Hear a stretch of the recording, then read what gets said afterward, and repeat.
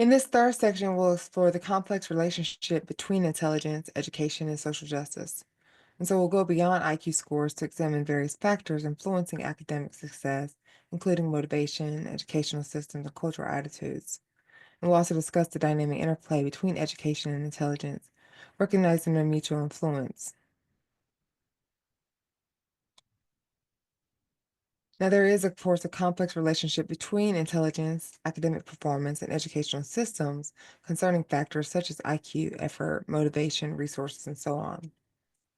And while IQ can be a predictor of academic performance, it's crucial to recognize that it's not the only factor at play.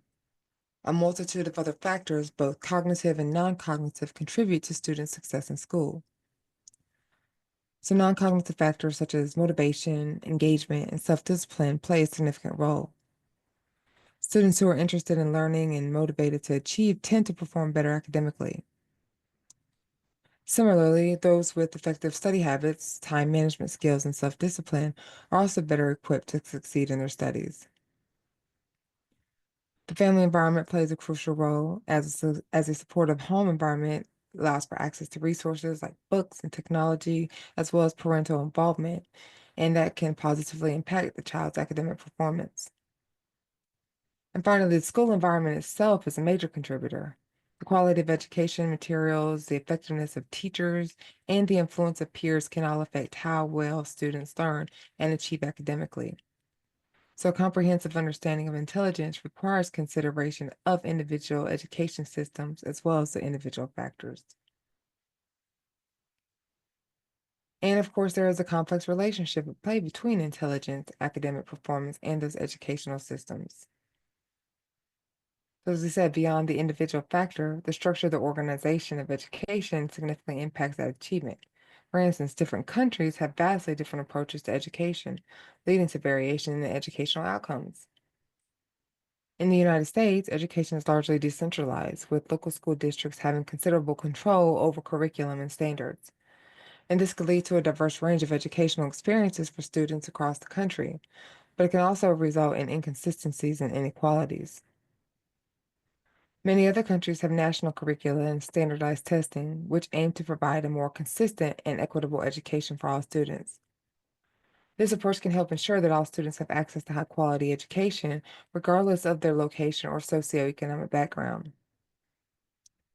However, both centralized and decentralized systems have their own pros and cons.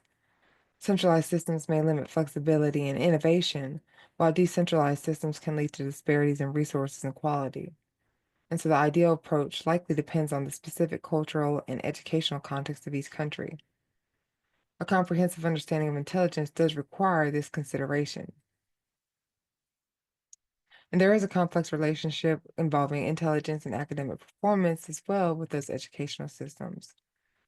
So it's important to understand that the relationship between education and intelligence isn't a one-way street. Instead, they have a dynamic and reciprocal relationship, each influencing each other. Higher IQ scores may predict better academic performance, which can then motivate students to pursue higher education. And this further education can in turn lead to increased knowledge, improved cognitive skills, and potentially even an increased IQ score. And this highlights the importance of lifelong learning for continued intellectual growth and development. By engaging in ongoing learning opportunities, individuals can continue to expand their knowledge, sharpen their cognitive skills, and potentially enhance their overall intelligence. And there's also the relationship between culture, motivation, and test performance. Cultural factors significantly influence test performance, but it's crucial to remember that test scores don't just reflect innate ability, but are also shaped by various non-cognitive factors such as motivation, anxiety, and cultural attitudes. One challenge faced by minority groups is the low effort syndrome, where individuals may demonstrate reduced effort on tests due to a perception that the tests are biased against them, or that their results won't matter for their success in life. And this can be compounded by negative perceptions of tests as irrelevant, discriminatory, or simply biased, leading to resistance and potentially lower performance. These negative attitudes can even be passed down through generations, creating a cycle of disadvantage. It's important to note that there's ongoing debate about whether inherent motivation levels differ across cultural groups. And some researchers argue that certain cultures may place less emphasis on standardized testing or have different learning styles that aren't adequately captured by traditionalist tests. So, to mitigate these negative impacts, it's crucial to develop and administer tests that are culturally relevant and sensitive to experiences of diverse groups. Additionally, addressing test anxiety and stereotype threat, which can disproportionately affect minority students, can help create a more equitable test environment. Finally, emphasizing the value and purpose of testing while acknowledging its limitations can encourage students to approach tests with greater confidence and motivation. And let's also explore this link between intelligence, culture, and social justice. While IQ plays a role in academic success and social status, it's not the only factor.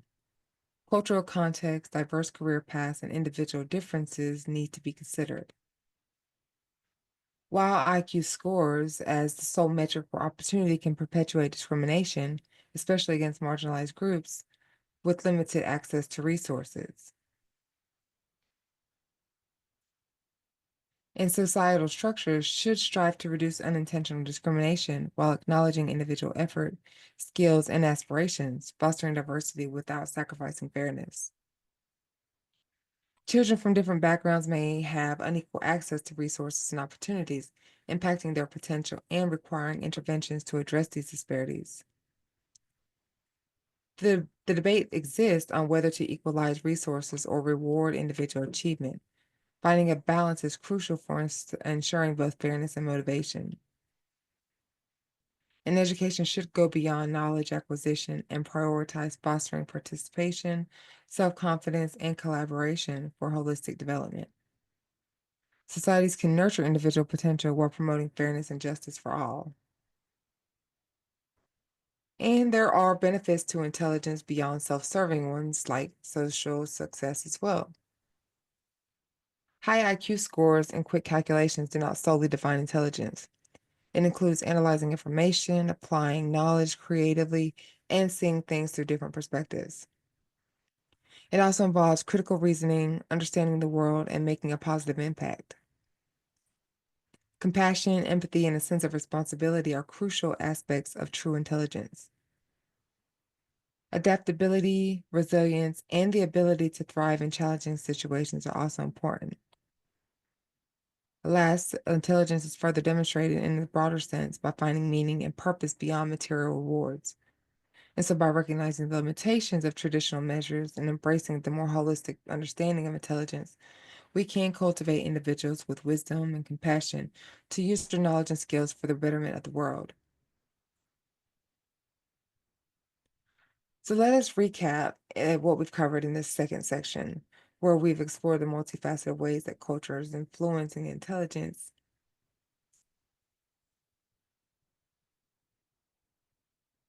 So, we've expanded our understanding of intelligence by moving beyond traditional measures, considering the wider range of factors that contribute to academic success. We've learned intelligence isn't solely determined by IQ, but influenced by the complex interplay. We also recognize the significant role that different educational systems play in shaping outcomes, acknowledging the diversity of approaches to learning and achieving success. Furthermore, we explore dynamic relationships, recognizing the mutually exclusive influence they have on each other. And then we've addressed the complexities of intelligence in relation to culture and social justice, acknowledging the challenges and biases that can arise in assessing intelligence across diverse groups. And finally, we challenge the traditional notion of intelligence by considering the broader definition that encompasses moral values, compassion, and a more holistic view of success. And this expanded perspective recognizes that intelligence is not just about cognitive abilities, but about our capacity to understand empathy and contributing to the well being of ourselves and others. So, as we close out chapter 5, we've explored this multifaceted nature of intelligence, recognizing it's not just about IQ scores or academic achievement. We've examined various definitions of intelligence, highlighting the importance of cognitive skills, knowledge acquisition, problem solving skills, and adaptability in navigating the complexities of the world around us. We also introduced different theoretical perspectives on intelligence, ranging from Spearman's concept on a single factor to Gardner's multiple factors theory of intelligence. These all offer valuable insights into the diverse ways in which humans think and learn. We've acknowledged the significant influence of culture on intelligence, recognizing that it shapes cognitive processes, influences, influencing, recognizing it shapes cognitive process and test performance, and raises important considerations for promoting social justice and equity. Moreover, we've expanded our understanding by looking beyond IQ and considering various non-cognitive factors that can contribute to academic success. And finally, we embrace a broader view of intelligence, one that encompasses not only cognitive abilities, but also moral values, compassion, and a holistic view of success that includes personal well being and contributions to society. And by understanding the multifaceted nature of intelligence, we can appreciate the diverse ways in which individuals learn, grow, and contribute to the world around them. And this knowledge can help us create a more inclusive and supportive learning environment that fosters and development in all individuals, regardless of their background or abilities. And there are a few questions that you are free to discuss in the comment section.